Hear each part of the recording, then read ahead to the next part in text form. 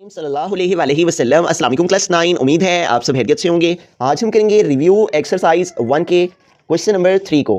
तो question number 3 है review exercise का। If a + 3 4 6 b - 1 is equal to -3 4 6 2 then find a and b।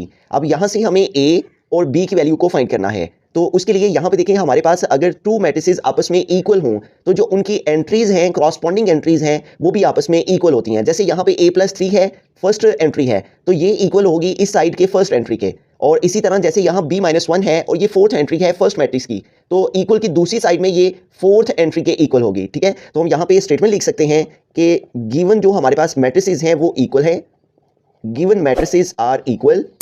दोनों matrices जो है ये मैट्रिक्स इस मैट्रिक्स के इक्वल है, इसलिए इनकी जो क्रॉसपॉन्डिंग एंट्रीज हैं वो भी आपस में इक्वल हैं। So their corresponding entries are equal.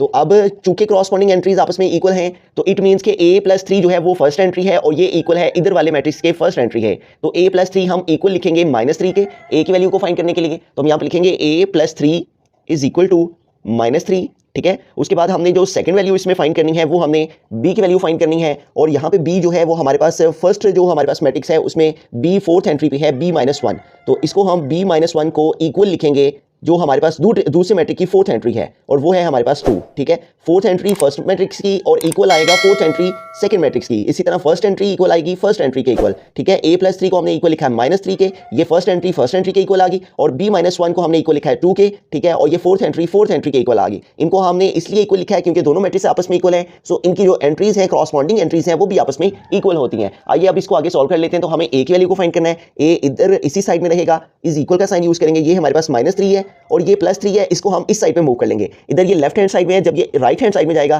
तो ये प्लस का साइन माइनस में चेंज हो जाएगा। जब भी कोई एंट्री इक्वल की दूसरी साइड में जाती है तो उसका साइन जो है वो चेंज हो जाता है। अब यहाँ पे देखें, हमारे पास दोनों साइन माइनस के हैं। अगर दोनों साइन माइनस के हो तो हमें ऐड करना होता है, प्लस करना होता है, लेकिन जो आंसर है उसके साथ साइन माइनस का लगाना होता है। 3 में 3 प्लस किया तो 6, और आंसर के साथ साइन जो है वो माइनस का आ जाएगा। तो यूं -3 इन दोनों को ऐड करने से हमारे पास आ गया -6 है। तो इस तरह से हमारे पास जो a की वैल्यू है वो आ गई है इक्वल -6 के। तो इसी तरह हम b की वैल्यू को फाइंड करते हैं। तो b हमारा इधर ही रहेगा, इज इक्वल का साइन इज इक्वल के नीचे, और ये हमारे पास 2 है, ये इधर -1 है लेफ्ट हैंड साइड में। जब इसको हम मूव करेंगे राइट हैंड साइड में तो -1 चेंज होके +1 में चेंज हो जाएगा, और -1 इस साइड में आके +1 हो जाएगा। अब 2 में हम 1 ऐड कर देंगे तो 2 + 1 3 आ जाएगा। तो इस तरह हमारे पास जो a है वो इक्वल आ गया -6 के, और जो b की वैल्यू है वो इक्वल आ गई है 3 के। तो एक दफ़ा स्टार्ट से सारे क्वेश्चन को रिव्यू